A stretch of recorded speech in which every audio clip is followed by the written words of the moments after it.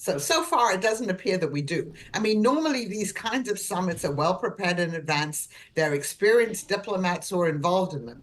This is the result of, a long conversation between Stephen Witkoff, not a diplomat, not an expert on Russia, and Vladimir Putin. We don't know the contents of it.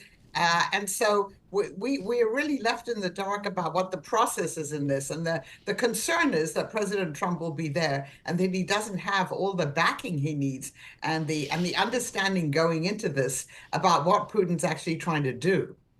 What is the role, if any, for President Zelensky? Well, so far, President Zelensky, of course, has been excluded from this. The US and Russia are talking about his own country. President Trump has spoken to him.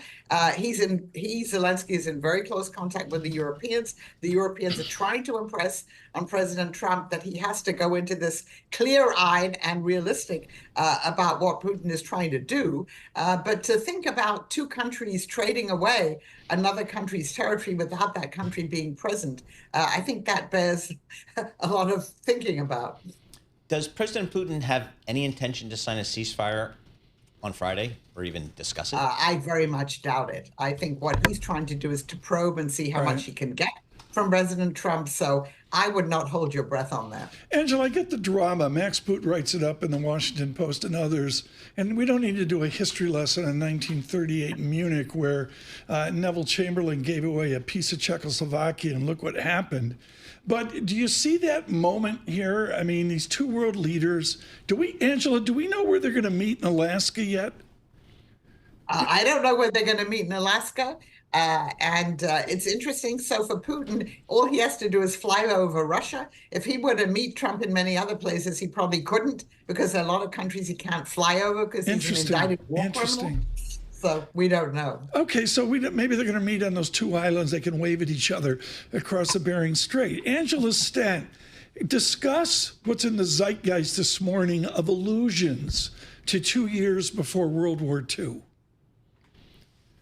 Well, I think, 2 years before World War II, if you think about Neville Chamberlain, I mean, he was trying to postpone a war because, he believed that if he just gave Hitler what he wanted, which was, talking about what was happening in the Sudetenland, then there wouldn't be a war. I think we may still be at that point. I think there's not a full comprehension in the Trump administration that, that from Putin, the subordination of Ukraine is the goal now, but it's the first step towards really retaking influence and land in what used to be the former Soviet Union. Putin has expansionist aims. And I think maybe in 1938, Mr. Chamberlain didn't understand exactly what Hitler's expansionist aims were. So I think people need to understand what this is about. And I'm sure that's not fully appreciated in the White House yet. It seems, Angela, that most world leaders around the world have bent their knee to President Trump, whether it's on tariffs or other issues. That's not the case with Mr. Putin. How do you think he views President Trump and the administration? Well, I think he believes that Mr. Trump really wants to have a better relationship with Russia. Trump started out by saying we need to reset and improve relations.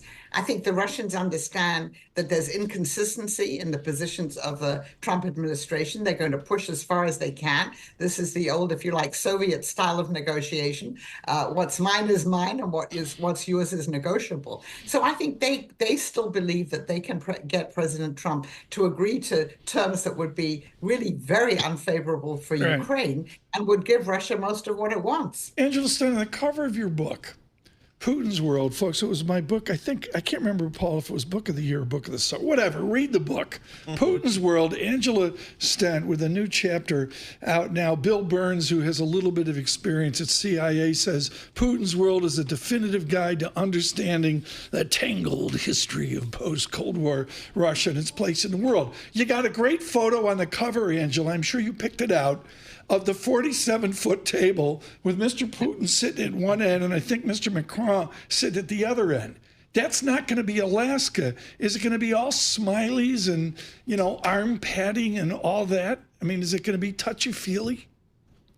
It may well be. I mean, you've seen the pictures of Mr. Witkoff and Putin, Mr. Witkoff putting his hand on his heart, smiling, shaking his hand. I don't know what President Trump will do, but it's Right. not going to be this long table. So Okay, I think there will be smiles, at least for the Okay. public.